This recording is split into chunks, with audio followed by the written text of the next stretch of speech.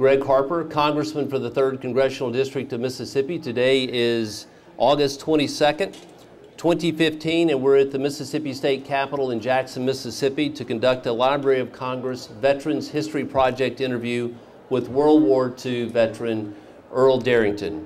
We're also pleased to have in the audience today Earl's wife of 64 years, Pauline Derrington, who is here with us today. But Mr. Derrington, please tell us your full name and your place of birth and what military service you were in.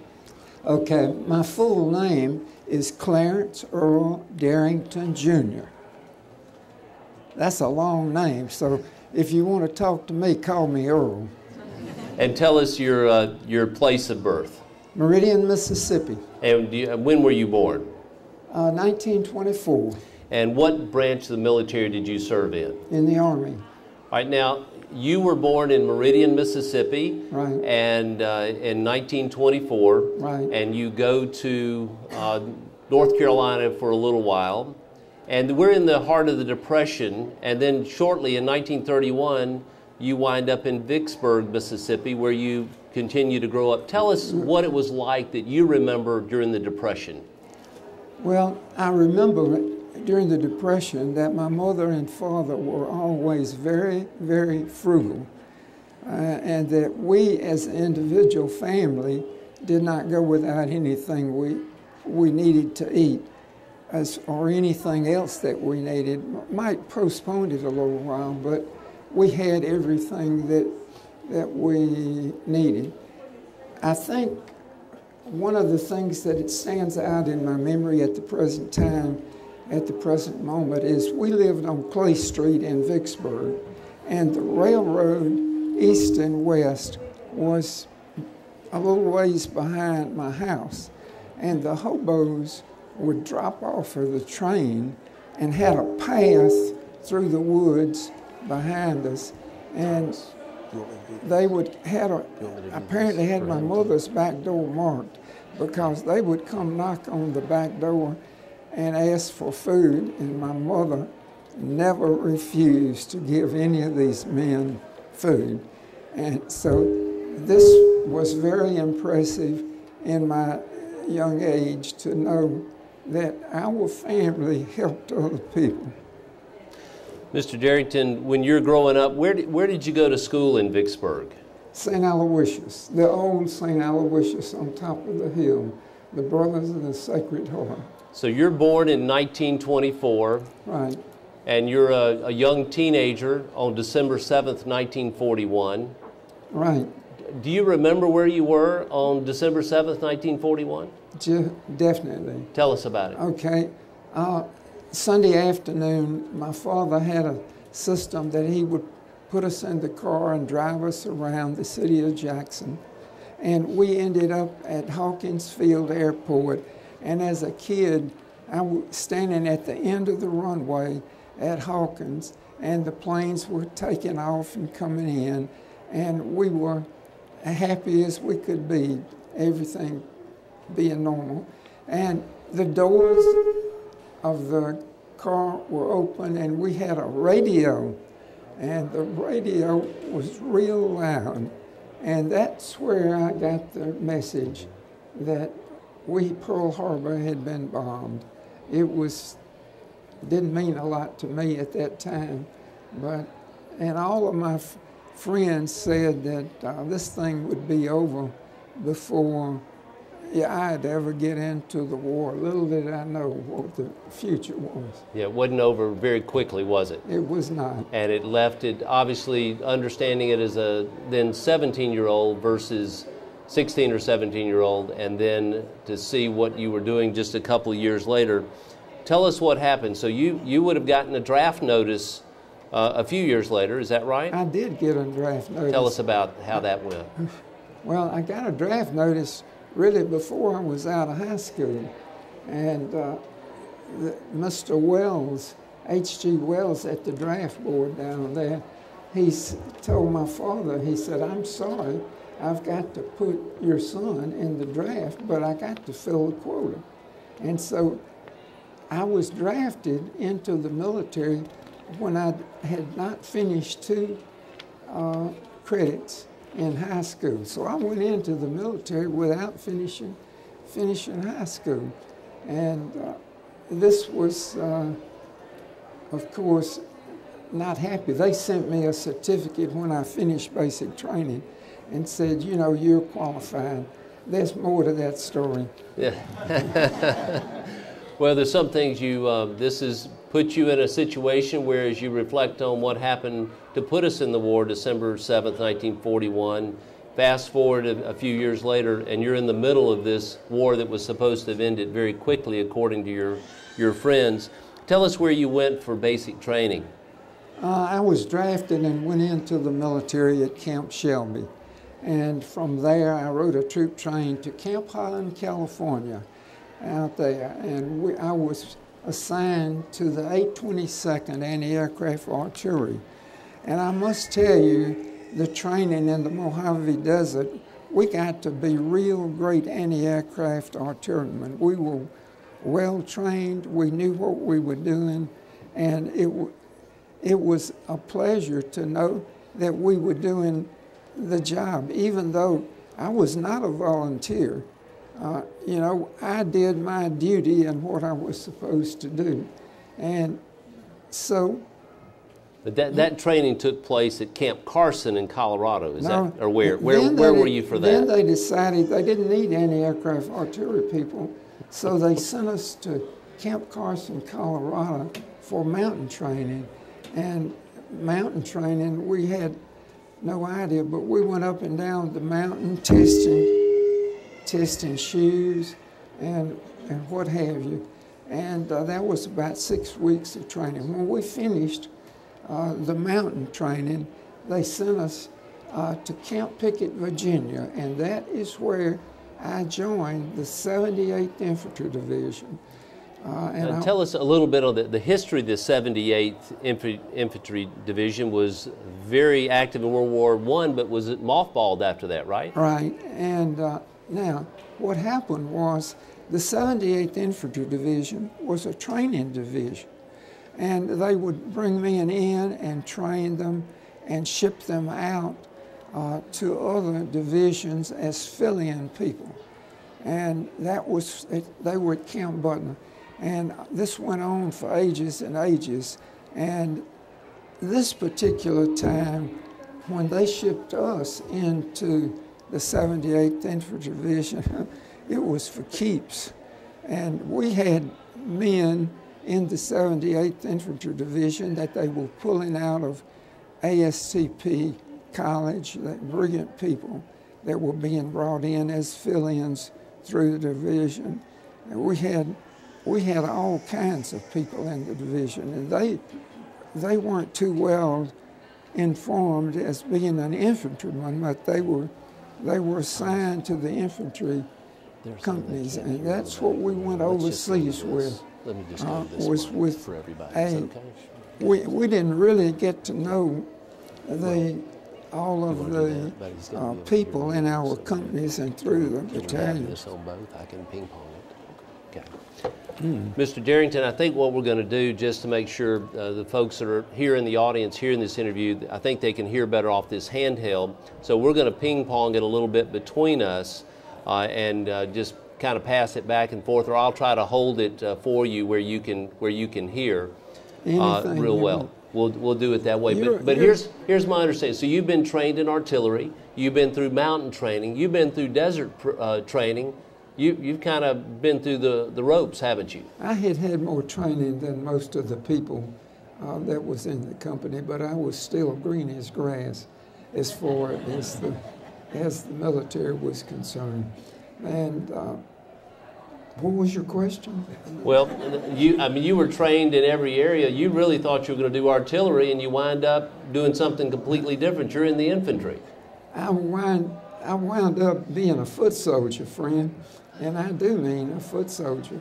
And that's not the best place in the world to be, because the life of an infantryman, a foot soldier, is very, very short in combat, if you want to be realistic. So we went overseas. I left we went overseas on the USS Squire, and we landed at Plymouth, England, and we were sent across England and were billeted at Bournemouth, England, and you know, I think there was about 40 of us to a house and one bathroom, and that was a routine. We had a schedule on when people could go to the bathroom and when they couldn't, and if your schedule wasn't right, you were in trouble. Now, the thing and the reason why we were in this position, the 78th Infantry Division supplies, all of their food supplies and everything else had been in rough weather, and our supplies ended up being on the bottom of the channel. And so they had to kill time with us until they could send us across the channel. They did send us across the channel. We landed at La Havre, and then we went across France in the mud. I like to say ankle deep, but it was some kind of muddy thing. But we went across France in trucks and boxcars, 40 and 8 boxcars. They're not very big, if you want to remember. And so we went into an area close to where the combat was. With this, we started getting organized and feel. I guess you could say the first time that I really began to feel the pressure of the German army was we were in a field, and the Germans. Give me a little time frame of where we are, because you go over and to England October 13th, 1944, I believe. So I went into combat. And if you'll face towards me on the mic. Beg your pardon? Yeah, just face towards me. Okay. Okay. I went into combat December the 13th, 1944, and I might add that our division was poorly. I say, this is me, say we were poorly trained, and we were green, and that included our officers too. Our officers were great officers, but they didn't have any combat training either, so we were getting educated quick.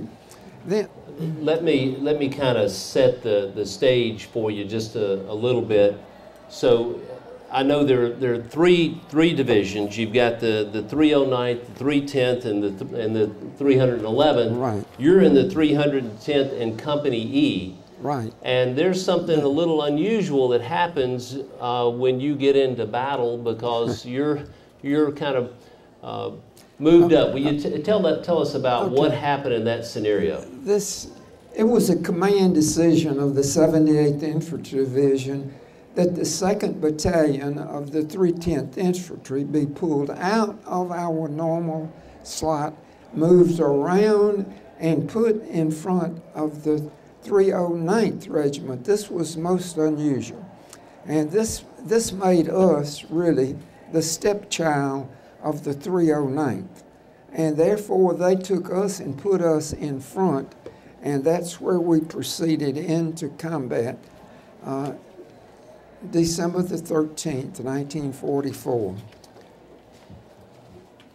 Tell us, as you're going into this combat, you're now, instead of being behind the 309th, they pulled you out and you're in the front of this, right, which means you're in the most dangerous position.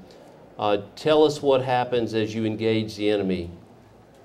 Okay, and Company E, I was in the first squad, so that meant first squad out. And as we were directed to go down the road, it was going through Semirath, Germany. And as we passed through Semirath, Germany, and on the other side of Semirath, Germany, we were out front and no problems. We couldn't see any Germans, no nothing. That's what we were supposed to do, was to begin to identify the enemies and their locations. And we had no identification anywhere. Well, as we kept going, in a little while, all hell broke loose. And that meant that we were getting shot at from what I call all directions. And the front part of the squad, which I was a point man in, was cut off. And anybody behind that couldn't come on in further. So our battalion was cut off, and they couldn't move, and we were out from a point, and we couldn't move. But we managed to get back to Cimmerath and a house on the left-hand side of the road, and there were 13 of us that managed to survive getting back. We got into the basement of the house and get protection, and we figured that people would come, that the troops would come on in and back us up. But brother, they didn't back us up. They left us hanging, and so we ended up being stuck in a basement for a night. Well, the Germans were extremely well trained. They knew what they were doing, and we were beginning to get educated, and we were beginning to learn fast too. The Germans, well, let me say this, the American artillery knew where we were, and they had a feel for where we were, and they were pounding heavy artillery over us, and they were out, and then they would come back with where the artillery was landing, and then they would pull up, and then they would stop, and some of it was put behind us. So the Germans really knew instantly where we were. So what did that mean? It meant that the Germans were then going to put mortars on the house that we were in, and this to be over-shelled by your own troops, and then with the Germans figuring out where you were, they zeroed in on our house, and our troops were, we were shelled for the night of December the 13th.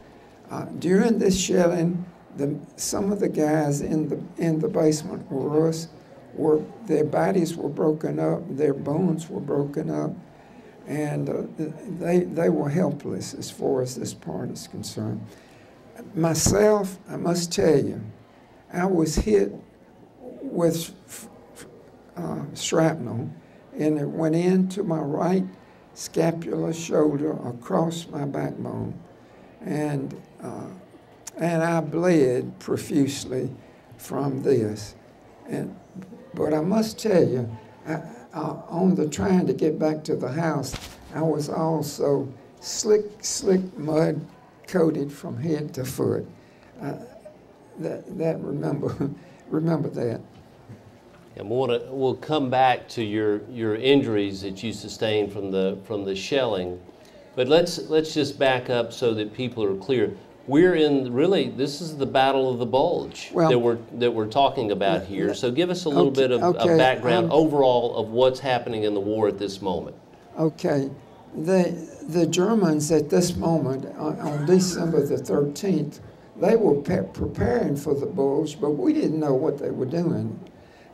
Being a private, you don't know the master plan, and so I mean that's the truth, and so we did not know what they were doing and what they were interested in, and that's the reason they cut us off and let us come back into the house was they had intentions of automatically taking us as prisoners, because that was their intent. And the next morning on the 14th, as the day went through, after they got through shelling us with mortars, the Tiger tank came down the road with the biggest barrel I have ever seen in my life. It was huge. And the tank man pointed that tank barrel at us point blank, and that's what we were looking down, was a Tiger tank barrel with a huge flash hider. And man, if you had one brain in your mind, there's one thing you knew. If that thing went off, we were dead. So we ended up having no choice as to becoming a prisoner of war. So, staring down the Tiger tank, there are 13 of you that have survived at this point, and so take us from there, Mr. Derrington. Okay, let's go. The Germans took us to an underground bunker, and the reason for the underground bunker, where they had other tanks and they had many German soldiers, and in the underground, we were interrogated, and what they were trying to find out was everything they could about these green troops that was just put into combat. And they were interested in everything you can think of, and they asked all kinds of questions. But the thing that I want to leave with you is this. They made ridicule of us being such green soldiers that the German officer, very polished, very well dressed, and very fluid, did talk to the German troops, and paraded us up and back and forth so that the German soldiers could see how dirty and muddy we were. And I was picked out of the group to be paraded back and forth before all of the troops. And what they wanted me to do, I would turn front ways one time and they could see how muddy I was. I was a coat of mud. And then I had to turn around and let them see how bloody I was on the back. And then the German officer, as well trained as he was, he would make big jokes out of Americans being such poor soldiers. And the troops, of course, would laugh and go on. And this was his way of preparing their people, I guess, for the Battle of the Bulge. Now, the Battle of the Bulge that we're talking about was on the 16th of December. That's when it was kicked off. And as such, the time from the 14th, I was back into and went through across the Royal River in a boat, and I can't swim, and through the troops. The Germans had lined up their tanks and their trucks and their supplies and everything, get ready to take off on the 16th. We did not know that this was the Bulge operation, but that's what it was. And so I was in with all of their tanks passing through the buildup of this particular group on the 15th, I guess it was. And this was quite enlightening. And I would like to point out one thing, that this observation was so important, was they were absolutely using every ounce of gasoline that they had to the fullest extent. They had hose pipes, and they were taking it out of one truck and putting it in another, with draining it to equalize their. And it was obvious at that time that they did not have a supply of gasoline that was really needed for what they were fixing to do. Now, if they had our gasoline supplies, we might have been speaking German today, because they were fierce fighters, and we were up against, I think, the German elite troops, and they just outfoxed us when we were sacrificed so that they could get information. Okay. Let me just kind of take it from there, and just, being a prisoner of war, I I can't imagine that you've been in control of your life. You've certainly subject to command of officers, but now you are completely your life's turned upside down. You're wounded. What is it? Describe for those here what the feelings are for you as a prisoner of war. Being incarcerated at the time of being taken a prisoner, I got it. Regardless of who you are or how many you are, this is the one time in life that you are completely, utterly helpless. And about the only thing you have any control over is you might blink your eyes. And otherwise, you are told everything to do and what you can do and what not to do. And one of the German soldiers told me, says, look, do everything I tell you at the second I tell you, because if you don't, you and I both are going to get shot. So they meant business. There was no exception. You've obviously sustained a very grave injury. You are wounded severely. And tell us, as you're there, you've been bleeding.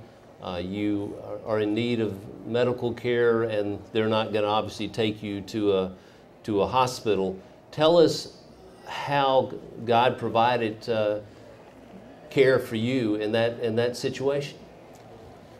I was moved into Stalag 6G. This was a stalag where the prisoners would go through and then be assigned to other areas and worked back further into Germany and put on work details and that sort of thing. At 6G, they had a little infirmary there that was supposed to be an infirmary, but they had no real medical supplies or anything else. So I did not get any medical attention as far as this particular time is concerned. And this 6G history is a history that I would like for you to know about. Sure. Because in the daytime, the way we passed our time was watching the American bombers fly over and bomb. We would go out in the yard and cheer the bombers going over and dropping the bombs. Well, at nighttime, it was a little bit different. At nighttime, we would watch the British bomb. And the British bombed single file, and the way they hit their target was a flare. And the flare that the air currents determined the flare. As long as the air currents were over Bonn, Germany, 6G was just outside of Bonn, Germany, and the wind currents determined which way the last British planes would drop their bombs. And at 6G, the first time this ever happened, they bombed with a phosphorus-type bomb that really burned the buildings. And my buddy and I, buddy from Alabama, and the burning was through the wall, and we could hear it burning fast. So he jumped through a window of glass and went out on the ground, and I was right behind him. But he went out the window without his shoes, and he went back into the burning building and got his shoes and got back out. So at this point, you're leaving that stalag, and you're going to have to be transferred to another one. Is that right? No, not then. They moved us to the backside of the stalag, and therein, in the backside of the stalag, we had other prisoners that were coming in. And in the prisoners that were coming in to the back part of the stalag was a medical doctor, surgeon, and his medical team that had been taken prisoner of war while they were in the operating room. And so this was, he looked at my back and he said, "Fella, I've got to help you if you're willing for me to help." And we had really no medical supplies that we knew anything about, and the Germans weren't helping us either. And the shape that I was in, I knew that I had to do something. So I told the surgeon, the American officer, that I wanted to go along with this if he was willing to try. And he turned to one of his sergeants and he said, "Sergeant, do you still have the double-edged razor blade in your billfold?" And the sergeant said, "Yes, sir, I have, but wasn't planning on using it for what you're thinking." And so he took it out and handed the double-edged razor blade to the doctor. The doctor found 3 sticks. Where he found them, I don't know, but I didn't ask any questions. He took one of the sticks and he fixed the razor blade to the end of the stick. The other 2 sticks he put in a pan and he boiled the water and boiled the sticks until he was happy with this type of sanitation or whatever you want to call it. And then after that, he proceeded to operate on me. What he used, I do not know. I remember one thing, that he put a rag over my face, and as such, the type of anesthetic, if there was any, or what he used, I do not know. We'd have to find him to ask him. Did you ever learn his name or have any leads as to who he might be? I know you found out about what he called his wife, I know. I did not know his name. I've never known his name. The only thing, he called his wife a Georgia Peach, and she was from Atlanta. And I don't know where he was from, but he was a very caring surgeon, and I appreciate him. And certainly took steps that we know probably saved your life at that point. He handed me the ring off of the mortar shell, and the ring off of the mortar shell was split and had 3 cutting points at the top and 2 at the other end, and spinning it would cut a wide hole. You know, I know that, of course, at this point, you have not yet met your wife, Pauline, but your family's very concerned, and a Western Union telegram shows up to your mom, Mrs. Curtis Derrington, and it reads, "The Secretary of War desires me to express his deep regret that your son, Private First Class Clarence E. Derrington, Jr., has been reported missing in action since 14 December in Germany. If further details or other information are received, you will be promptly notified. Dunlop, acting the Adjutant General." So this is a tough time. You don't know what your family knows at this point in time, but it was a tough experience. And so how long were you a prisoner of war? Well, as far as I'm concerned, it was a short time in days counted, but as far as staying alive, it was a long, long time. And I was moved to Stalag 12A there, and I had been sleeping on the brick floor with a little bit of straw on it. And with my back open and all, I took pneumonia. And so they put me in what they call their infirmary, which was nothing in the world except a bunk. And I stayed there, and I was in and out for a long time. And I don't know how long, but my fever got so high that my Jewish friend, he and I had been together ever since he got out of solitary confinement when the Camp 6G was bombed to the ground. They took him out. Okay. He and I stayed together all the time on the marches and the trains and everything else into Stalag 12A. Now, what happened was he managed to get back to where I was, and he looked at me and he said, "Derrington, we got to do something for you." And that's when he went out in the yard and got snow, and he brought the snow in and wrapped my right leg to bring my fever down. Of course, I had wounds all up and down my right side as well as my back, and with my temperature so high. What he did, what he did saved my life. When in my mind there is no other reason, and so I was forever grateful to him. And you also, I believe, sustained some frostbite as a result, but it did indeed save your life. Now, you know, as you were going through this time, were you able to communicate in any way back home? Were you allowed to send any letters or communicate to your family back home? We haven't talked about losing all this weight, but anyway, I was not able to communicate with my family at all.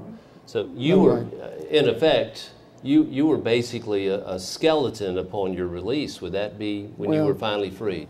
Yes, I guess you could say that, because I had lost it was calculated I lost 103 pounds. Wow. So it was a calculated weight. I started eating before they got weighed. So this.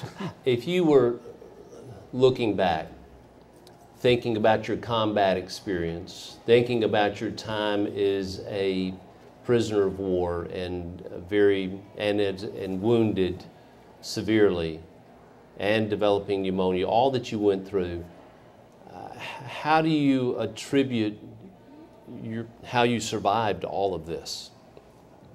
Good question. You know, through starting with the Depression and all was tough times, and my family background was always come together, and the tougher the times got, the closer my family and I were, and I always knew that my family would be there for me. And that's helped sustain me. The next thing that helped sustain me was my faith. And with my faith in combat and being a prisoner of war, each time you had a problem, my faith would help me cover that problem. When the problems got real serious, my faith would sustain me through the even more serious problems. And this went on, and this carried me forward. I want to add one thing to this, and that is, in my life, with my family, going to school, and today, with my family today, prayer is the most important thing. And it's what counts, and it's what carries you through. Thank you, Mr. Derrington. You know, one thing, you know, you're in this, and you have no control. You have no real knowledge to outside words. How did you learn that the war was over and you were going to be free from being a prisoner of war? Okay, at Stalag 12A, the troops that were there that could walk and all were taken by the German, excuse me, were taken by the German guards that they had and put on the road, and they started marching further into Germany. This was the first indication that I had. The ones that were sick and bad, they were left in the camp. And the recon company of the 9th Armored Infantry Division came through the gates there, and that's when we knew that our war was over. And it was a thrill to know that they were dumping off Welch's grape juice, Welch's grape jelly, to the ones that were in bad shape. That was fantastic. But that's actually when we knew that the Americans were coming on. You know, back home too, your family got another Western Union telegram that was a very special one. After this, it says, a casualty section of War Department has just advised that your son Clarence was returned to military control on April 4th. And how excited your family must have been during that time. Tell us about how you got back home to Mississippi from there. Well, let me tell you this. My friend and my buddy were the first two people to leave Stalag 12A in an ambulance, and we were carried to the field hospital for, I call it repair surgery and everything else. I was carried back to the 48th General and Hospital and stayed there for ages. Wow. And then I was flown to the United States. I came in here to Foster General Hospital, and I stayed in Foster General Hospital basically until December of '45. I was discharged at Camp Shelby. You know, it is amazing looking back on your life, but I also, you know, I don't know that an interview would be complete if we didn't talk about Arthur Murray dance classes. And I want you to share with us, you're back in town, it's a few years later. Tell us when and where and how you met the love of your life, Pauline. Oh, how about you know, this is a real interesting story. I was coming in at night from traveling, and I went to the post office to mail downtown on Capitol Street to mail my report for the day. And I came out of the post office and I looked across the corner at the governor's mansion over there, and I saw my best friend. We were in combat together. I saw my best friend with this girl. And I said, goodness gracious. And of course, I had to holler at him, whistle too. And so they came on down, and we met in front of Primos there, the old Primos.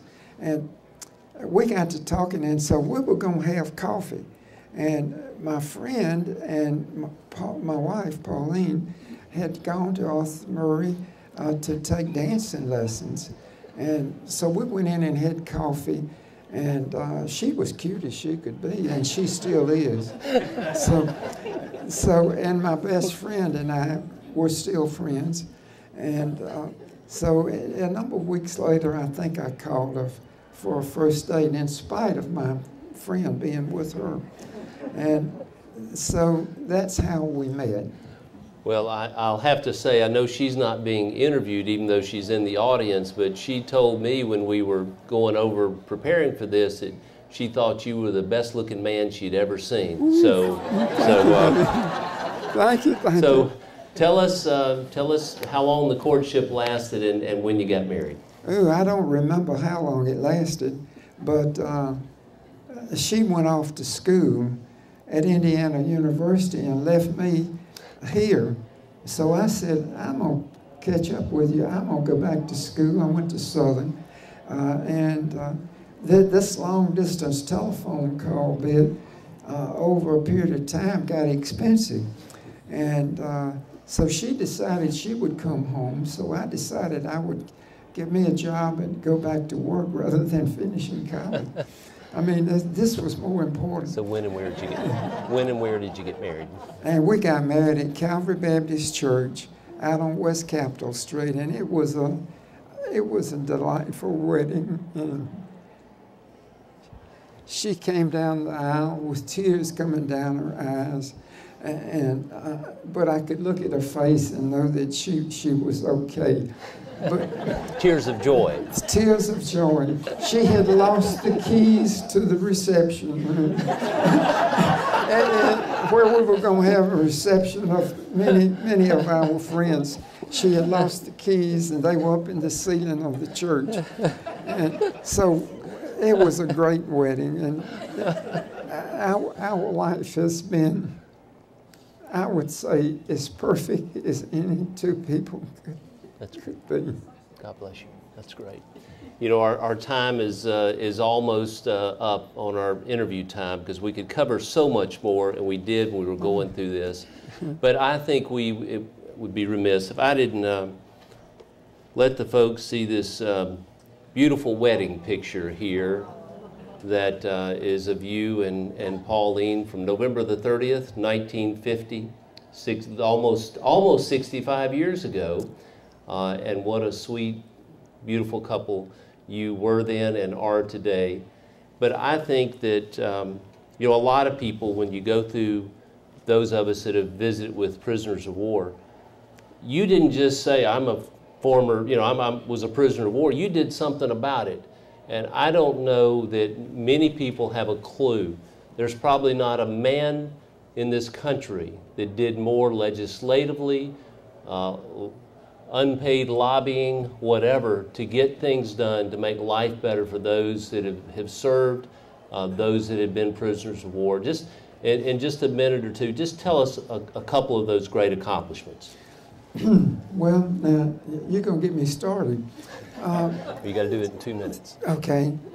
There were a couple of Japanese prisoners of war here in Jackson that kept trying to get somebody to do something about legislation. And we ended up with them appointing me to do something about it. And as a result, we did. And Mississippi was in a unique position at that time in that G.V. Sonny Montgomery was chairman of the House Veterans Affairs Committee. So as the legislative leader for the organization, I was able to work with Sonny, one of the finest gentlemen you'll ever know. And through Sonny, we did a study of the POW histories and the things that the VA, and nobody really realized it's happened. It was Sonny's study that made so much difference. And thanks to Sonny, the POWs were taken care of. And we certainly give lots of credit to Mr. Veteran G.V. Sonny Montgomery. But there's no doubt that if Sonny were here today, he would give you such great credit for everything that you've done and those accomplishments to make life better for everyone else. And Mr. Derrington, it's a small token of my appreciation and our office's appreciation. We have had a flag for you that we will get to you, so you don't have to worry about carrying it. It's kind of heavy. Okay. But it is a flag that we had flown over the United States Capitol in your honor, and we thank you today for your great, great contribution to our country. Thank you very much. That's good.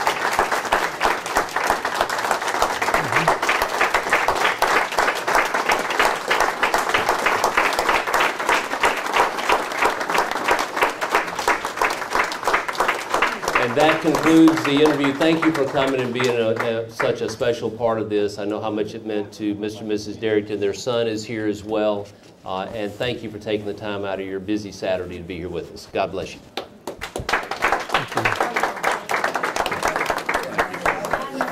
God bless you. Thank you. Thank you. What a special day.